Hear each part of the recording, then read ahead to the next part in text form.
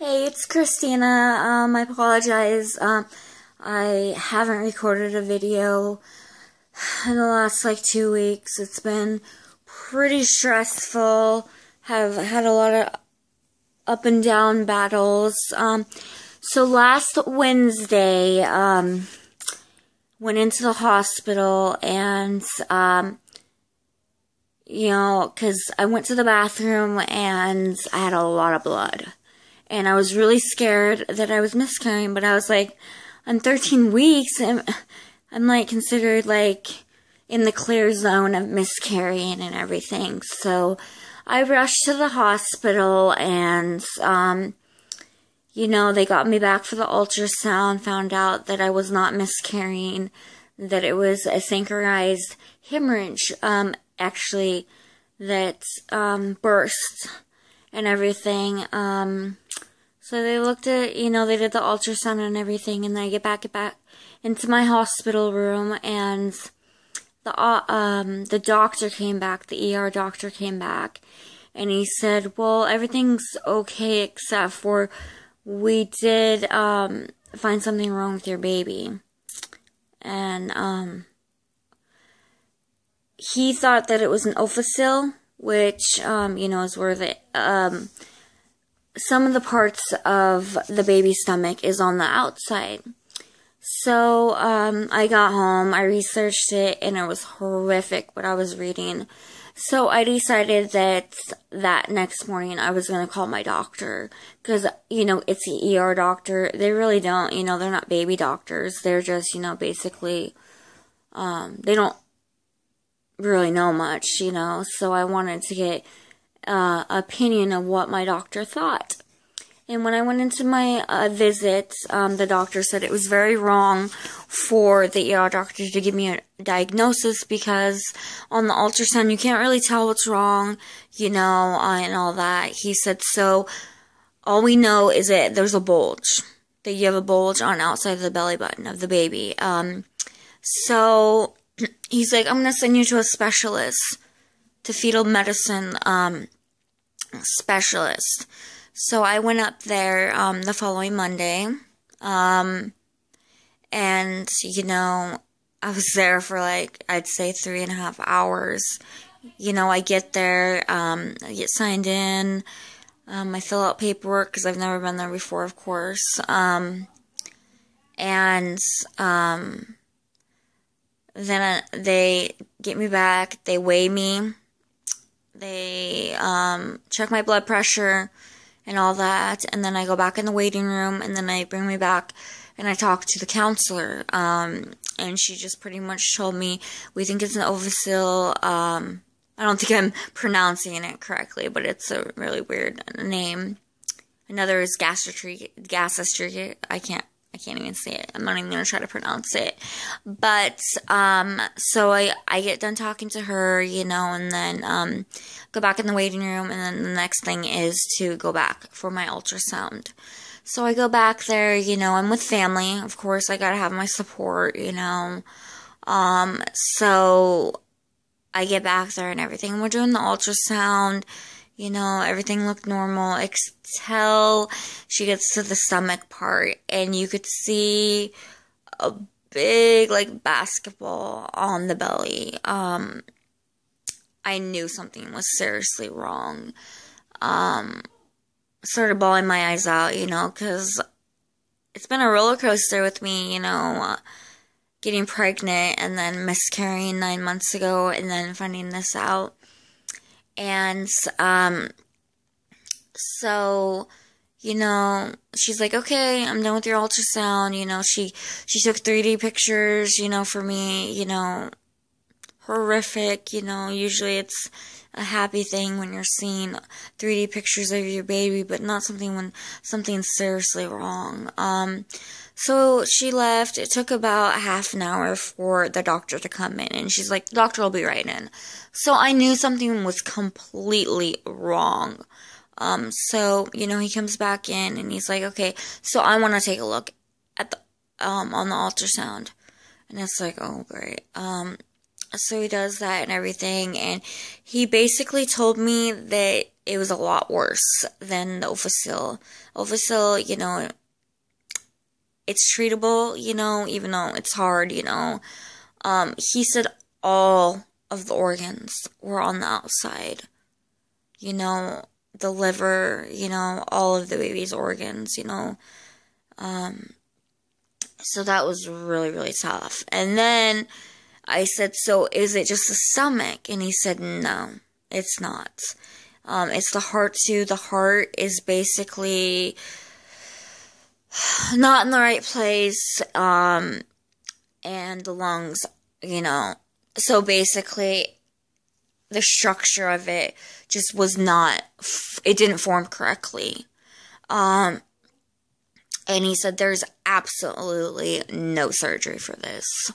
There's nothing that can fix it. So getting that news, it was really difficult, and that's why I haven't made a video. Because I've had to process it, and I also have to make a decision what I'm going to do. For me, I know a lot of people may be different, but he basically told me that if I went full term, that I would, the baby would struggle as soon as I gave birth to it, you know, since the lungs, you know. What I have is called pentalogy of centrell, and it's a very, very, very rare disease. 1 out of like 22,000 people get it. They don't know the cause of it. Just basically, you know, not the organs and all that not forming correctly. And it's the diaphragm. It's just completely, you know, they don't know, you know. So I had to come home, speak with family and all that, and I had to make a decision. So my decision is that, and I'm probably going to get a lot of people on here telling me I'm doing the wrong thing, but I'm doing this for the benefit of my baby. I'm doing it, you know, I'm not doing it because I don't want my baby. I'm doing it because I don't want my baby to suffer. I want it to be at peace. So I've decided that I am going to terminate my pregnancy. I'm only 14 weeks. So I'm not 20 weeks. I haven't felt the baby kick or anything like that. And you know, I'm not terminating just because I'm terminating. You know, I want a baby more than anything in the world. Like, you know, there's a lot of people that get babies. You know, there's a lot of people infertility that probably know what I'm going through, you know, and then dealing with this. But I'm doing it for the benefit of my baby.